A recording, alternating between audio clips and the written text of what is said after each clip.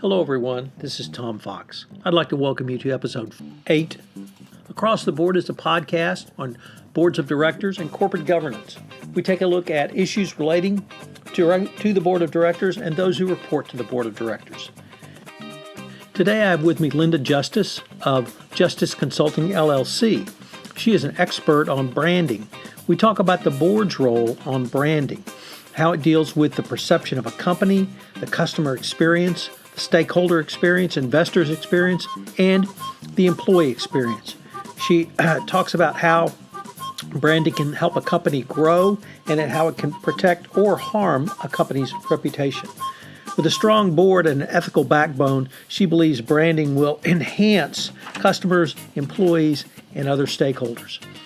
We talk about some examples where branding helps a company and how a board can oversee branding in the context of working with not only the chief marketing officer, but also others in the senior management, and the types of things that a chief marketing officer should report to the board.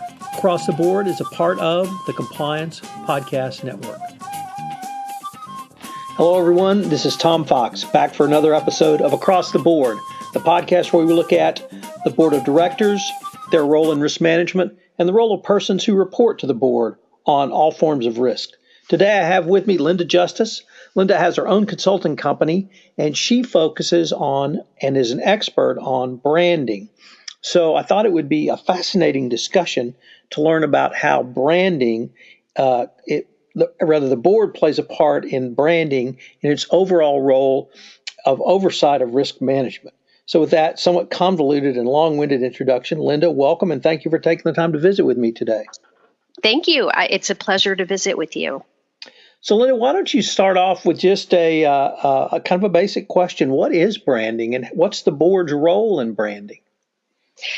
Okay, so branding, this is my unscientific response to it as a consumer, probably more than anything, but also in spending time with professionals who are in marketing and really focus a great deal on branding. I did a quick Google search, just to come up with a definition, and I think you'll find a number of definitions, but simply it is creating a name or a symbol or a design that identifies and differentiates a product from other products. But a very quick follow-on to that would be it's the perception of a company, it's a customer experience, it's the stakeholders' experience, whether it's investors, employees, board of directors, et cetera, investors' experience. And the vehicle for branding can be print or advertising or word of mouth. And then also, of course, as we've seen lately, it can be live. It can be a Twitter feed expressing an experience with a company or with a product. So, Linda, generally boards, one of the conundrums boards have is how to exercise appropriate oversight, yet not go too far into the weeds where they're actually either managing the company or doing the business of management. How would you suggest a board begin to think through their role in oversight around branding? Well, I think what I'd begin with is really making sure that they're in tune with and aligned with what a company's ultimate goals are. What is the product or products that they're selling? Who are they selling it to? What's the perception of the product in the marketplace? And I'll say depending on the industry, but really this probably would be relevant to every industry. Very quickly, what are risks around that product, whether it's a potential branding risk or even something tangible, such as if you're in food manufacturing. What are the risks of the sources of the food and the process and safety and so on. So I think, as you said, they need to be big picture and not deep in the weeds. But I think as a board is providing general guidance and oversight, they do need to ask, what are some of the risks in reaching our audience, in miscommunicating things, in having our brand be tarnished in some way? So before I met you, Linda, I would have said branding is really just about marketing, but it really occurs to me you have a much more holistic and all-encompassing approach to brandings with such things as perception of the company by outsiders, the customer experience, the stakeholder experience, the investor experience, and even the employee experience. So with that sort of broad base, who does the board ask about branding, or who reports to the board about branding? Is it the chief marketing officer, or really is it every direct report to the board? I would think it would be the chief marketing officer, but with the chief marketing officer taking into account the other stakeholders with the brand. And what really makes me feel so strongly about this is, I came from an organization that talked about how its people were its strength. And so think about that from a branding experience. That what they want to do is attract their talent and then retain their talent. And in doing so, they deliver excellent products and services to their clients. And that, in a perfect world, and I'm really simplifying things, but that keeps the machine churning. And so think about that as you're attracting your employees. What are you telling them about your company? What are you telling them about, about your products and services and how you operate and how you'll grow your talent, how you'll educate them, how you'll keep them invigorated, invested. And so the chief marketing officer, I would think, would want to align with HR, for example, would want to align with ethics and compliance, for example. The stakeholder I just described is the employee, but if you extend that a little bit and expand that, of course, it's also the client, it's the customer.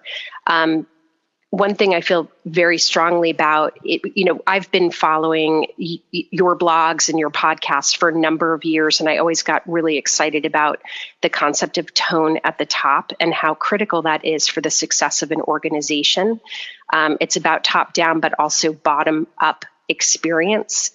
And if you have, a board or marketing, if marketing also understands where a company fits in ethics and compliance and can also speak that back out to their customer base. We're an ethical company. Here's what we do. That sort of thing. I think that would also speak very, very loudly to the board and, of course, to the other stakeholders. So you've got HR, you've got ethics and compliance, and then just other leadership within the organization. I think it all rolls up and it rolls right into the brand and the experience. So you've articulated a couple of reasons that a company should care about branding, and obviously one would be to grow the company from the business side of things. But I tend to focus on the other side, which is that it protects the company's reputation. And yes. How can an example of, or can you think of rather of an example of where some sort of positive branding or just branding really helped to protect a company's reputation? This is this is such a micro example.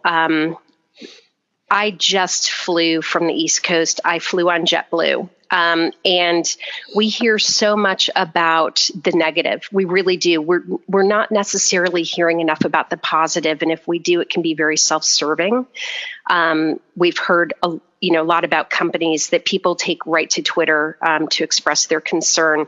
I have flown twice in the last few weeks and flew 3 different airlines. And when I was on JetBlue, I noticed just something about the way the staff on board was serving their clients. And there was an issue that I sensed was maybe starting to bubble up. There was a couple across from me in the aisle who had a pet on board, and the pet had not been registered to be on the flight. And so the first flight attendant who approached this couple had asked them a question very, very professionally, very quietly, and then she had to go and I think confirm some of the information that they provided. So I heard the couple chatting for the few minutes that this flight attendant was away, And, and I think they weren't happy about being questioned because it seems that the records that they provided had not gotten through the system. And so the second flight attendant who came and chatted with them was so professional, and it was such a professional engagement back and forth between the flight attendant and the couple. And I just remember thinking this could have gone angry quickly. And so I'm not much of a Twitter user, but this is one where when I landed, I actually decided we hear so much of the bad news. I think I just want to share back out that I had a really good flight. And I did. So that's a micro example. I think that, when we hear other examples of positive branding, I'll tell you, I tend to watch or listen to these things now as a little bit of a skeptic because we hear so much of the negative that when we hear companies compensating on the positive side or what they've done altruistically and that sort of thing, while it's a positive, we're in such a different world right now. Right now, that one example, that micro example is what comes to mind. I know there are others, but I can't think of them right now. So the one that I usually fall back on because it's burned into my memory, but I think it's really one of the best, if not the classic, is the Johnson & Johnson response to the Tylenol scandal. And certainly for those who may not recall that, there was an individual laced some Tylenol with cyanide and ended up killing multiple family members or members of one family. It was a premeditated murder. This was before they put caps on aspirin or over-the-counter drugs, and Tylenol voluntarily pulled all Tylenol from all shelves in the United States. And Tylenol has reaped the benefits of their response literally for the last 30 years as being one of the most safe products that you can utilize that's over the counter. But the thing, Linda, that struck me the most about their response, and I only recently learned this year, was that when the scandal broke in the press, and this was in the late 80s, so it was a very different press, the CEO of Tylenol, of Johnson & Johnson, was on an international flight and was incommunicado. Could not be reached.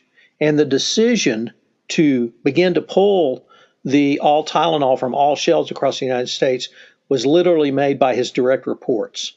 And they did it based upon the tone he had set in a board meeting, which said our corporate value is we will do no harm.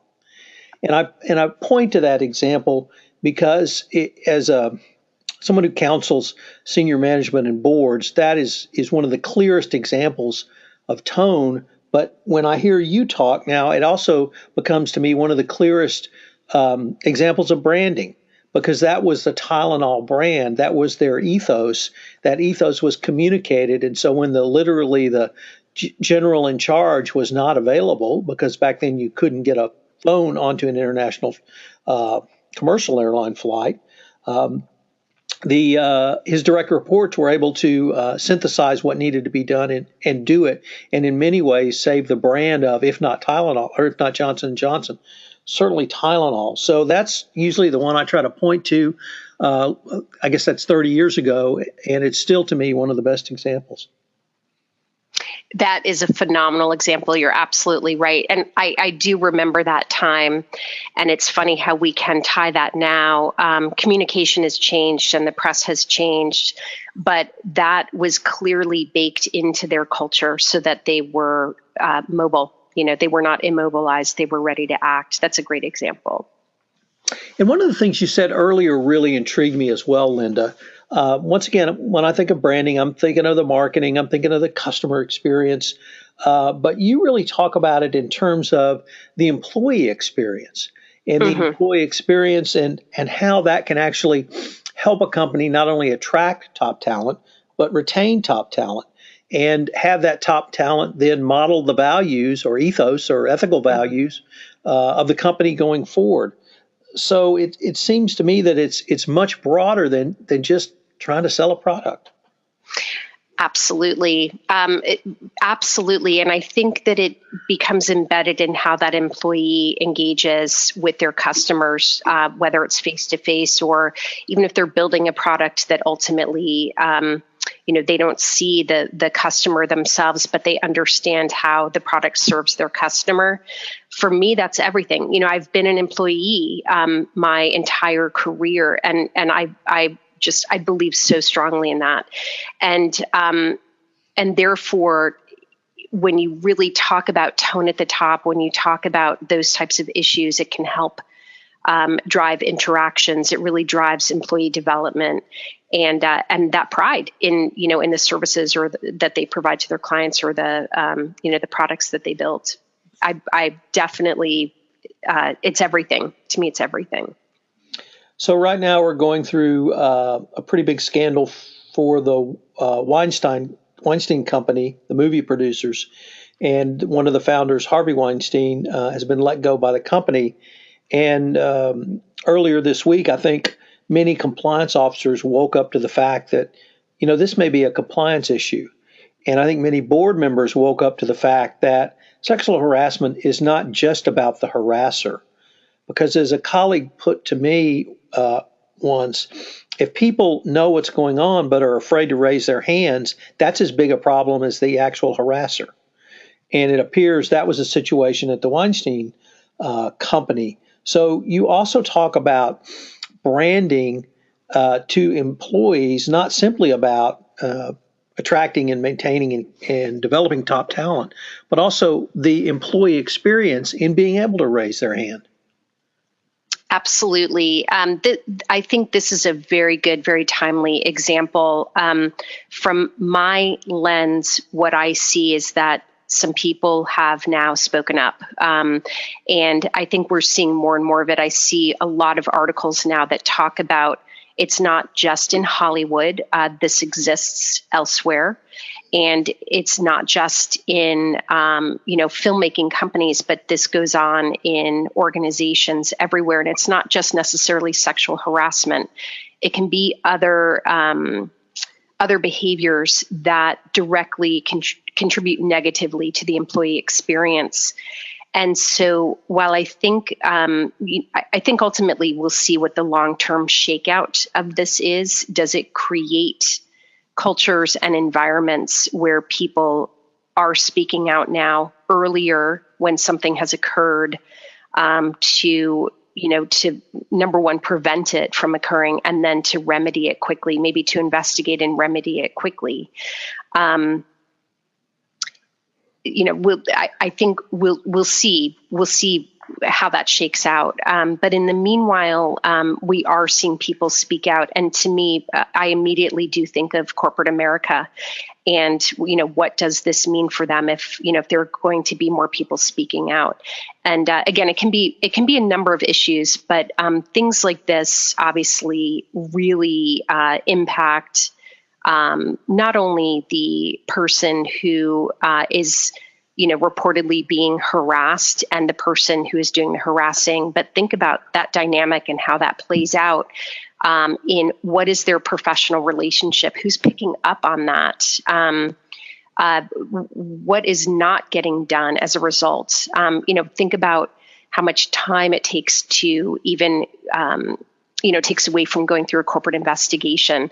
So, of course, I am a big proponent of let's prevent things to begin with. I love a code of conduct. I love seeing those things in place. And maybe this is the kind of thing, Tom, that will get companies to wake up. They might pay more attention to advisors like you who are talking about how important tone at the top is. It's something that is in the mainstream press. It's not in, some unique industry publication that won't reach the masses. So I do hope that this helps, number one, in prevention, but number two, as people are going through an experience, that they can speak up and that they have a process that they can rely on that's confidential and swift and gets them right back to doing the job that they were hired to do. So, Linda, unfortunately, we're near the end of our time, but I've been visiting today with Linda Justice, who has her own consulting company, Justice Consulting. It does business development, strategy, and solutions to grow and protect your bottom line. We focused on branding from the board level and how Linda has advocated branding in a much broader remit than simply marketing, but all levels of the corporation. It's been a fascinating discussion. Linda, I look forward to continuing the conversation with you. Me too. Great. Thank you so much, Tom. It was a pleasure. This is Tom Fox again. I'd like to thank you for listening to this episode of Across the Board. If you have listened to this podcast on iTunes, I would appreciate it if you would rate our podcast, as it would help in our rankings and also help get the word out about the newest podcast relating to boards of directors, corporate governance, and their roles going forward in risk management. Also, if you have any questions, please feel free to contact me at tfox@tfoxlaw.com. I hope you enjoyed this episode, and I hope that you will join us again for another episode next week of Across the Board. Across the Board is a part of the Compliance Podcast Network.